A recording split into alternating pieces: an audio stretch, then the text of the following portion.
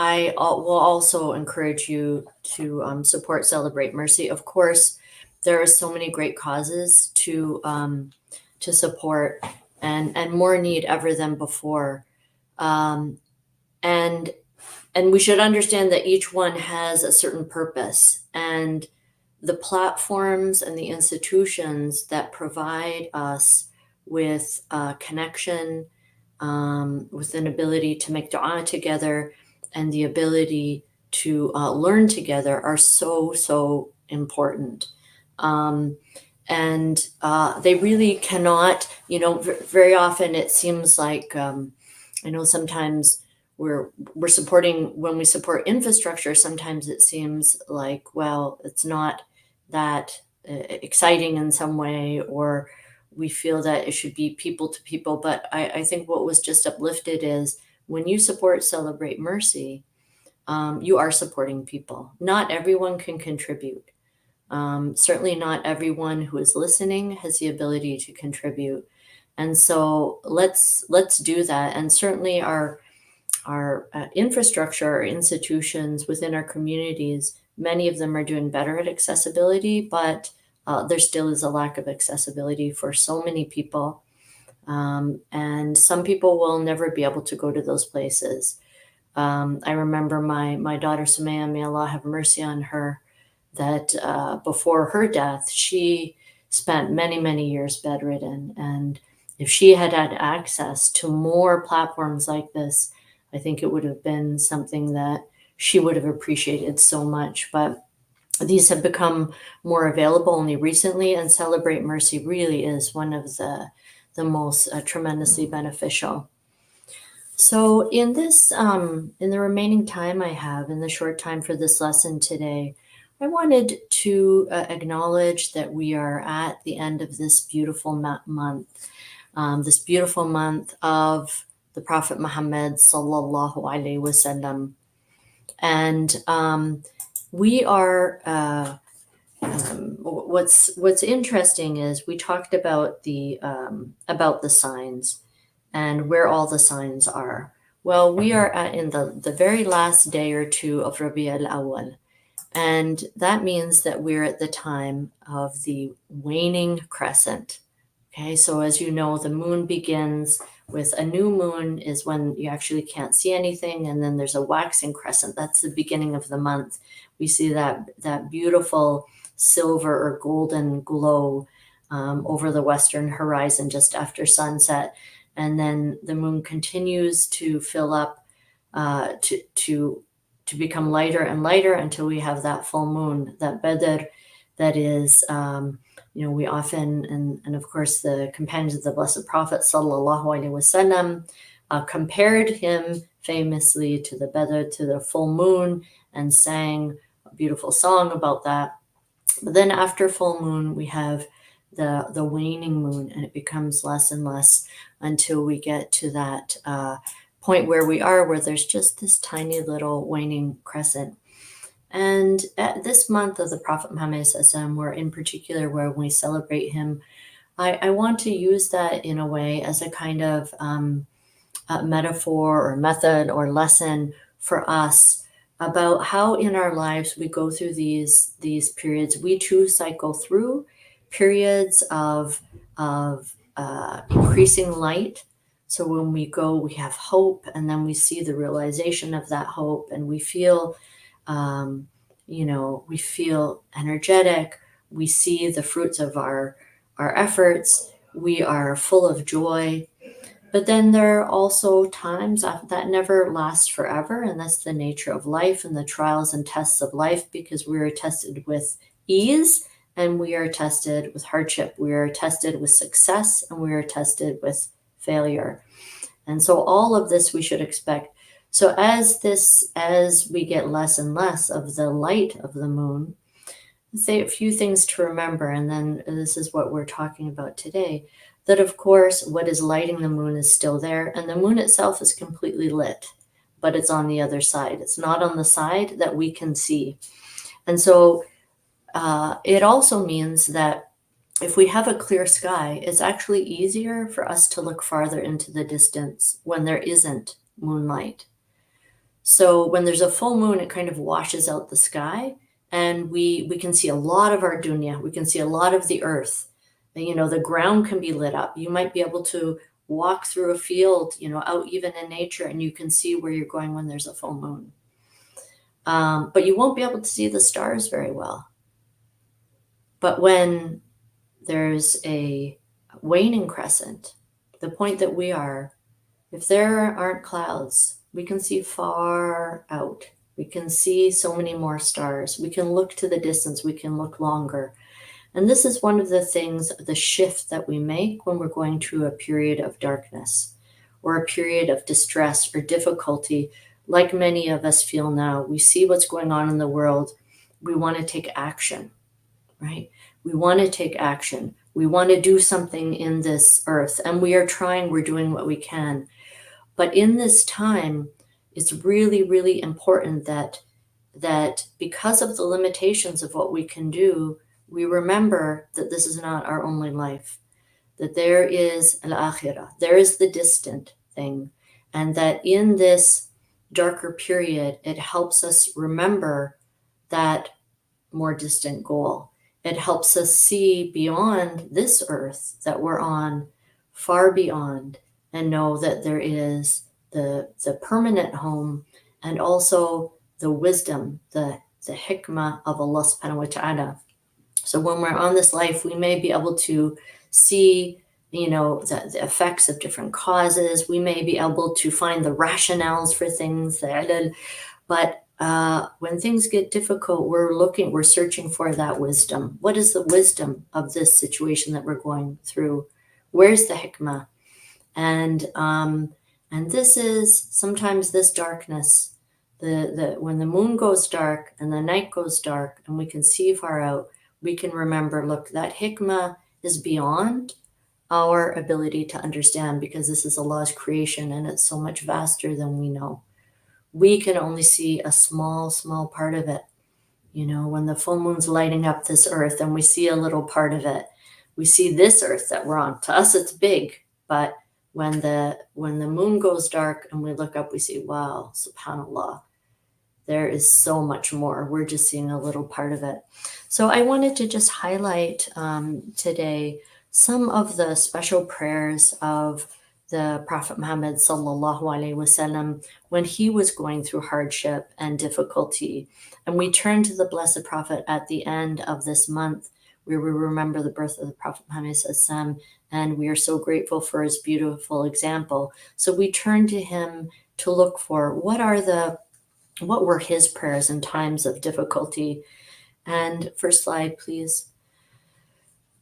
And I just wanted to begin by again showing that Allah subhanahu wa ta'ala in the Quran, of course, is giving us this cosmos, this earth, and this sky as examples for us. So indeed, your Lord is Allah who created the heavens and the earth in 6 days and established himself on the throne. This is the majesty of Allah. He makes the day and the night overlap in rapid succession. He created the sun, the moon, and the stars, all subject to his command.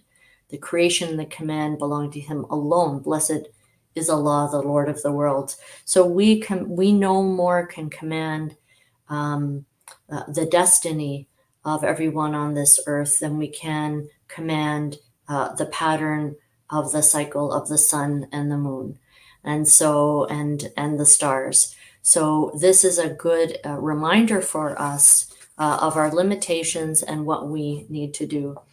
So if we go to the next slide, this is one of the Prophet's prayers that he taught us, that when we are distressed, this is one of the things to say.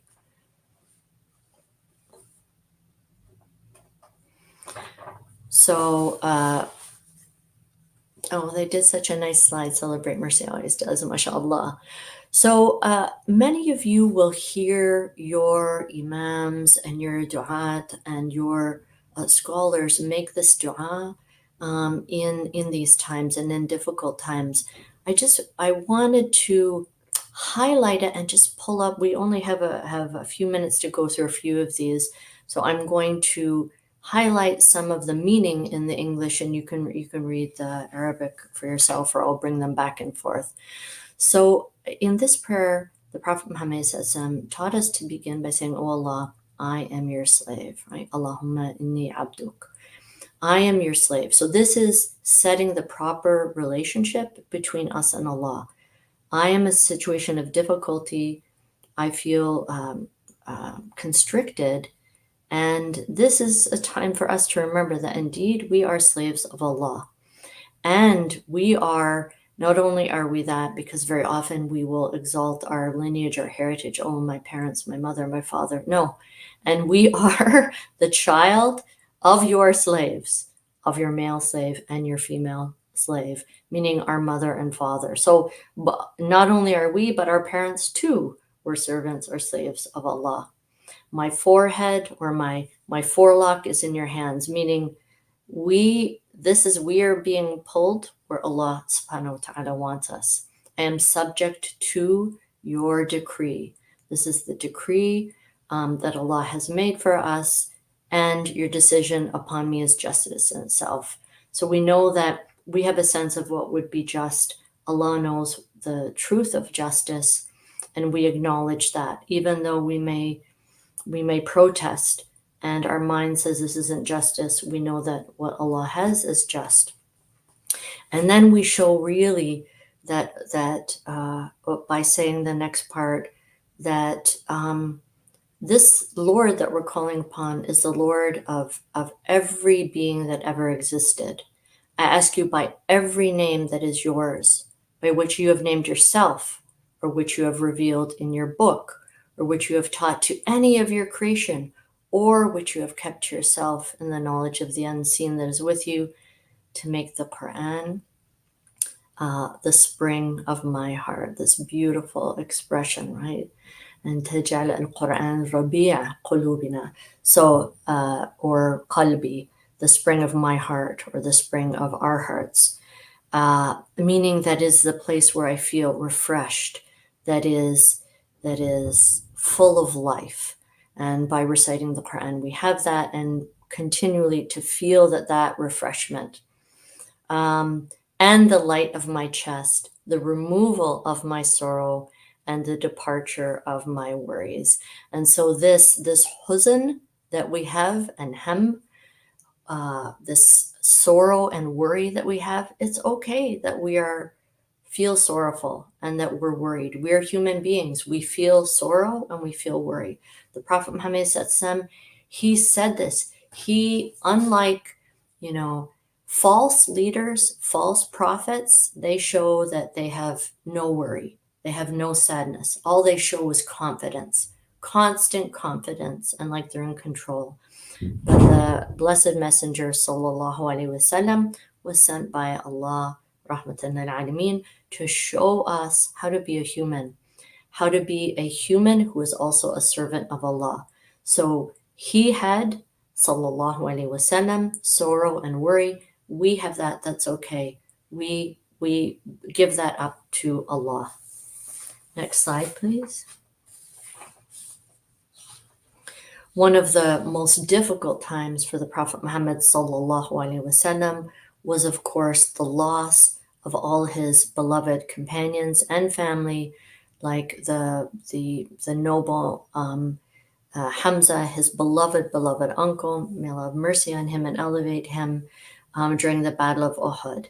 It was the disobedience of the Muslims who didn't listen to him, and then how many died, and not only the deaths, but actually seeing the companions who were mutilated. It was terrible, traumatic time, a time that we would find traumatic. But what did the Prophet Muhammad SAW do after that terrible loss? After that terrible loss and those scenes, and he himself was injured, like he was hurt in that battle. His blessed face, sallallahu alaihi wasallam, was scarred and cut in that battle. But after it, the Prophet Muhammad SAW brought together the companions and said, "O Allah, yours is all the praise." He praised Allah. "O Allah, there is no one to withhold what you extend, and no one to extend what you withhold. So saying that I know that everything comes to you, and if it doesn't come to me, it's because you're holding it. There is no one to guide whom you lead astray, and no one to lead astray whom you guide. There is no one to give what you forbid, and no one to forbid what you give. There is no one to bring near what you hold far, and no one to hold far what you bring near. O Allah, extend to us your blessing and mercy, your beneficence, and your bounty. Beautiful, beautiful words in a time of great hardship, of great sadness. O Allah, extend to us your blessings and your mercy, your beneficence and your bounty. Ya Allah. This is beautiful. And in the Arabic, you will see these words that are bast and qabd. Bast, and the bast is when something is restricted, right? And this is the cycle of the dunya. The cycle of, just like the cycle of moon, light and dark, the cycle of dunya is about expansion and contraction. We should know that this is how life will unfold, and we should be ready for it. Next slide, please. Oh Allah. And so this is continue. The Prophet Muhammad after Uhud continued to say this. O Allah, extend upon us your blessings, mercy, grace, and provision. O Allah, I ask you for the everlasting favor, the one that neither dissipates nor diminishes. O Allah, I ask you for your favor on the day of need and for your safeguarding on the day of fear. Allahumma inni as'aluka an-na'im al-muqim. We're asking for Allah in these beautiful words to add for this, for all of these favors, for all of these blessings. And this is what the Prophet Muhammad did on a time of great difficulty. Next slide, please. We'll probably have time just for maybe one more. And this is the Prophet's prayer after Ta'if. Sallallahu Alaihi Wasallam. Think about the difficult times that you faced, and think about these times of the Blessed Prophet Sallallahu Alaihi Wasallam. Of course, at least by the time the Muslims underwent that great difficulty after Ta'if, at least they had established a base that they were defending. They were defending it, they were fighting for it, but they at least had some place to defend. Before the Hijrah, of course, the Prophet Muhammad he was calling people to the message, calling people to worship Allah, calling people back to their dignity, their human dignity, to their spiritual selves. And all around him, it seemed like on this dunya, there was no safe place. Where would they go? Where would his companions go where they wouldn't experience such difficulty? The Prophet Muhammad he's trying to find some people who will help, because the Quraysh have been, in their obstinance, have been so cruel and have made things more and more and more difficult. So the Blessed Prophet he goes to Ta'if, believing that, or hoping that perhaps these people would accept him. What did they do? They mocked him. They belittled him. They were like in the passage that we read from Surah Al-Kahf. These are the people who just thought they were so smart and were so sarcastic and mocking and arrogant. The Prophet Muhammad faced that, and then he faced people throwing stones at him. This terrible, terrible time. And he's not sure yet. What is he supposed to do after this?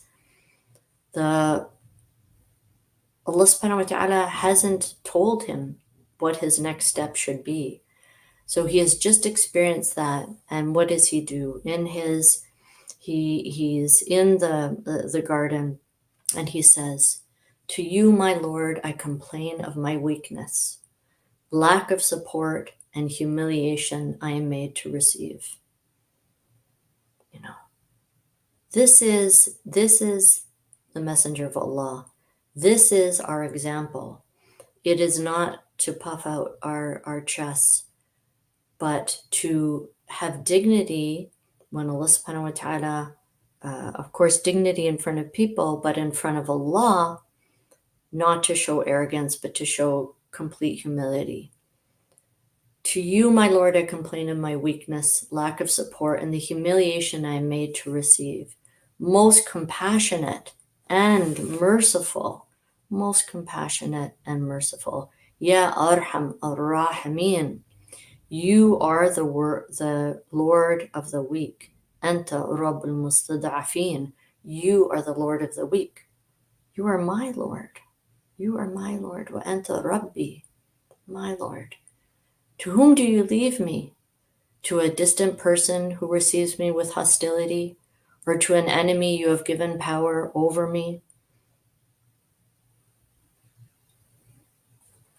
As long as you are not displeased with me, I do not care what I face. So the Prophet Muhammad, he says he's acknowledging the situation is grim. He has been humiliated. He has been left alone. But what is the turn?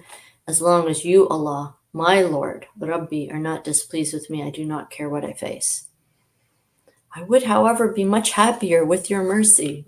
Keep asking Allah. Keep asking Allah for mercy. I seek refuge in the light of your face, right? Because the light doesn't actually come from the sun, the true light, the light of faith, the light of mercy, the light of blessings comes from Allah subhanahu wa ta'ala. I seek refuge in the light of your face, by which all darkness is dispelled, and both this life and the life to come are put in the right course against incurring your wrath or being the subject of your anger. To you I submit until I earn your pleasure. Everything is powerless without your support.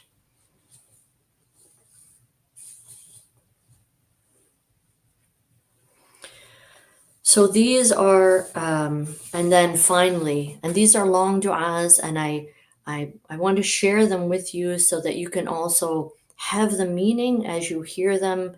Inshallah, we're all going to be joining so many group du'as and prayers for our brothers and sisters so that you can put the meaning into it as you hear it. And then finally, one final, a short prayer, which is the Prophet's prayer for troubled times, when the Prophet sallallahu alaihi wasallam said, "O Allah, I seek refuge in you from the punishment of the grave. I seek refuge in you from the trial of the false Messiah, and I seek refuge in you from the trials of life and death. O Allah, I seek refuge in you from sin and from debt." And this is a short dua, one that you can make. The other ones are, maybe longer. This is one that you can make and remember. And I think this is an important one to end with, because I know when all of the things that are happening now, sometimes it makes us wonder, are we getting to the end? Is this the time of the trial at the end of time? And only Allah knows this. We don't know when this will be, but we should not be frozen by it. We should not be, just thinking, just kind of uncertain because of. Here is a prayer. Here is a prayer to seek refuge from Allah, right?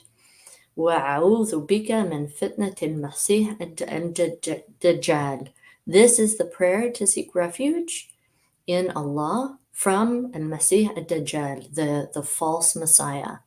So whenever that time comes, only Allah knows, but we have a dua to seek refuge in Allah from that. And that's our part. That's what we need to do. Let's just play our part, do our part, work hard, and have faith in Allah. Allah has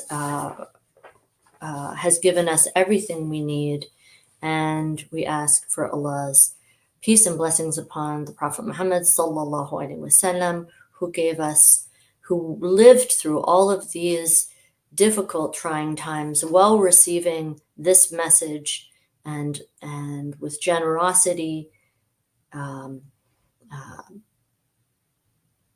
Allah's generous command, shared it with us so that and preserved it for us so that we can have it until today. Alhamdulillah Rabbil Alameen. Allah is most merciful. Alhamdulillah, alhamdulillah. Jazakallah khair for giving us those wonderful tools. And I'm sure a lot of people, maybe most of us who grew up in Muslim, who were blessed enough to be born Muslims, we know of these tools, but they get forgotten in the hustle and bustle of life, subhanAllah. Dr. Mattson, by the way, this is the Q&A portion. If you would like to ask Dr. Mattson any questions, you can type it in the chat or email us at questions@celebratemercy.com. Dr. Mattson, I'd like to start with a question. What is something, because tonight I'm meeting my community here in South Jersey, the youth, there's especially in high schools and middle schools, there's a certain tension arising. Because mashallah, it is an emotional time for the community. What is something that I can share with them? A piece of a snippet of hope, of prophetic hope, inshallah ta'ala. Yeah. Yeah, well, I certainly think a great place to start is with the seerah of the Prophet Muhammad SAW. And this is one of the reasons why I wanted to pick up some of the very difficult times from the Blessed Prophet and see how he reacted, and to know that this should be how we react to, which is to acknowledge our weakness, to acknowledge our difficulty, to certainly not shut down when people are feeling emotional and want to express themselves. We should listen to each other, but also remind each other of our place in relationship to Allah, the limits that Allah subhanahu wa ta'ala set on us for our response, and to, we live in a time of action, and we even, to think about ourselves as activists, but action without thought, just doing something for the sake of doing something is not our way. It's not the Islamic way. It's not the way of the Muslim. And prayer is action. And of course, there are other things that we can do, and we have advocates in our community who have some wisdom about how we should move forward. But to know this as well is that everything is by the command of Allah, and Muslims have been through the most difficult times in the past.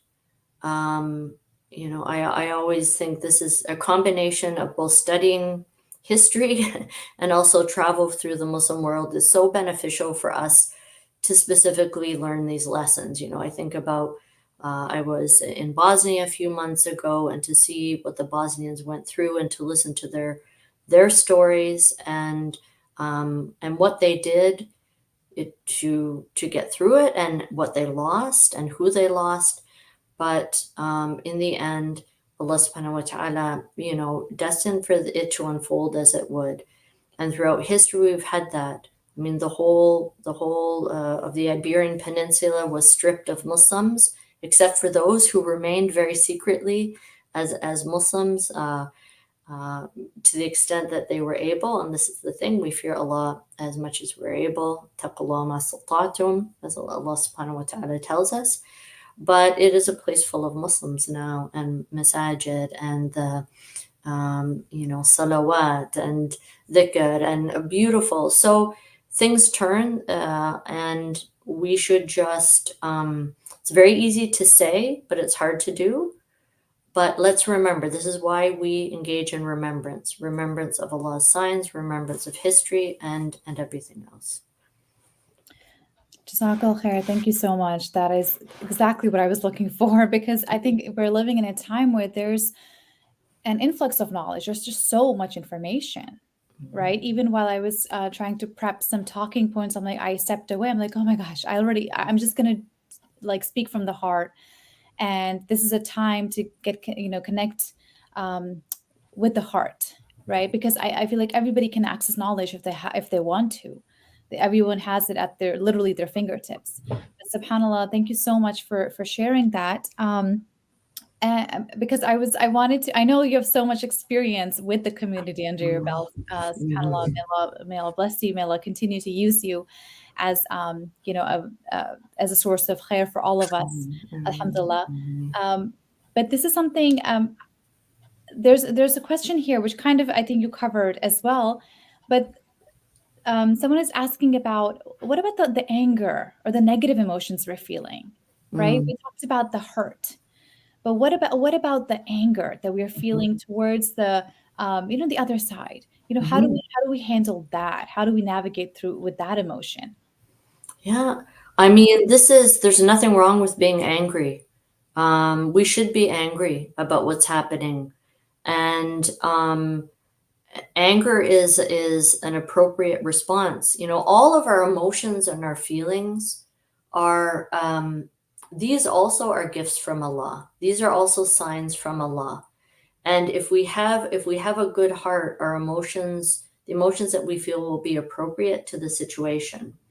Now, and this is why it's kind of like, if an emergency happens and you haven't planned for it, your response is going to be chaotic. Think of some of the places with like the pandemic, or there's a fire or a flood. And if the community has not done some planning, and if there aren't people in the community who know each other, they could have a really terrible response. So the reality is that, some people and some communities have done the work of creating the kind of spiritual infrastructure, so that when there is a crisis, that the response will be appropriate and positive and beneficial. Not everyone is quite there, right? And there may be reasons. It may not be their fault. They may not have had access to that kind of knowledge, spiritual training, community. And we have to be compassionate for others as well. Some people, when they feel the emotions, they might immediately act on it.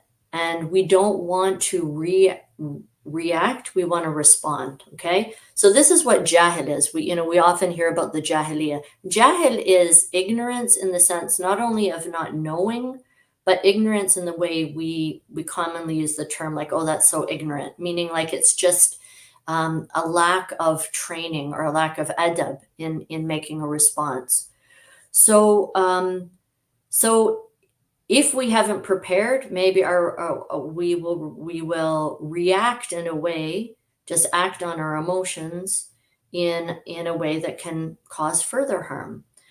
But if we, now is the time when we call upon our training, our spiritual training. We call upon what we know about our adab. We call upon, friends to even help. We can check in with them. During this time, I've actually, I've checked in with some, when I've seen something, say, like someone wrote something or say something. Sometimes I will go to someone who's not even a Muslim, but I feel is a very fair person, and say, I'm reading this and I feel this makes me feel really, angry and upset. Do you think I'm am I off the mark here? Or I want to check in my own biases. And I found that helpful in some cases, especially if I'm going to make a public response. But, we have that anger. Don't just react. Think about, okay, where does this anger come from? Is it justified? Is it reasonable? Now, what do I do? What do I do with this anger? And does it energize me to make more dua, to focus my priorities, and to reach out to others? What can we do that's positive? I think that's the point about it, is to have that gap between the feeling and then what's next. What are we going to do? SubhanAllah, thank you so much for that. That makes total sense to me, at least. Alhamdulillah, mashallah, you've put in such a concise form it's easy to digest, and it's like, oh, I get it now, right? Like, we need to prep. It just also shows us how ill prepped we are, right? Whether it's for some people it might be emotionally, for some people it might be physically. It's like I was carrying my baby. We went for like a light hike, and by the end, my sister and I were like, "Oh God, we are so out of shape." So that's what makes me think of that. Like we're Yeah. so out of shape, whether it's with our knowledge, with our spirituality, with our ritual worship, with our salawat, for example, right? We're just so out of shape. That's the feeling I'm getting. And inshallah, please go ahead. Yeah, and I was going to say there's two things that are very easy to say when we feel overwhelmed and when we feel really angry. So one, we know we often think that this we're sort of used to thinking this is something we say just when someone dies, but this is actually something we should say when there's a musiba or some like disaster.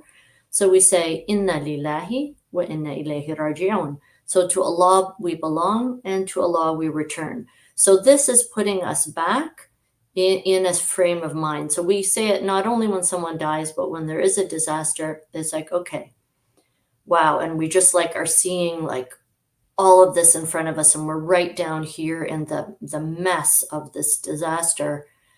To Allah we belong and to Allah we return. Okay, that's going to reorient us back to where we are.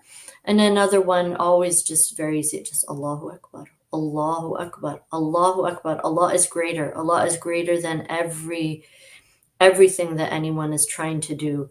Just have this on your tongue, and even sometimes we just say it out loud, not just silently, but say it out loud, because we even need to release the breath that comes with it. Because sometimes we're watching and we're seeing, we're hearing, we're if you notice yourself, you might even be kind of holding your breath in, and we're making ourselves more. There's sort of a physical component to it. So say it out loud.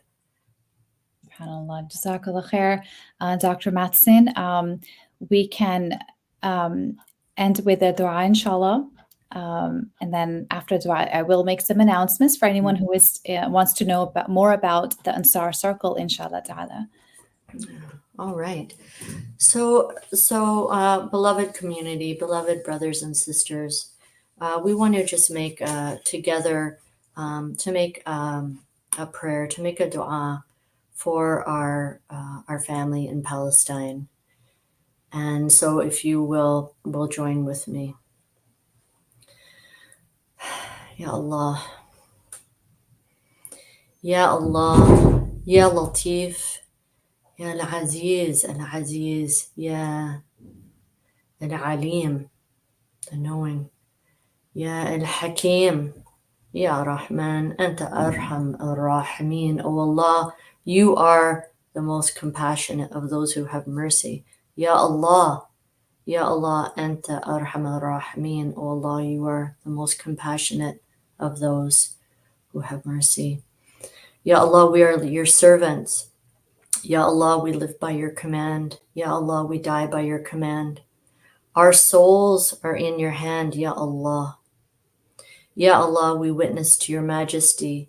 Ya Allah, we are witness to your generosity.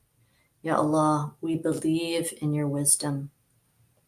Ya Allah, we are sad and grieving for your servants. Ya Allah, we are sad and grieving for our brothers and our sisters who are suffering in Palestine under the terrors of war and even before this. Ya Allah, we are sad and are grieving. We are in pain for the babies and the mothers, for the children and the grandfathers, for the fathers and the grandmothers, for the youth, for the sisters and the brothers and the uncles and the aunts and the nephews and the nieces. Ya Allah, our neighbors and our friends in Palestine who are hurt, who are injured, who are sick, who are trapped, who are in danger. Ya Allah, our brothers and sisters in Palestine who are running, who are hiding. Ya Allah, accept our prayers. We ask you to shelter them. Ya Allah, shelter them.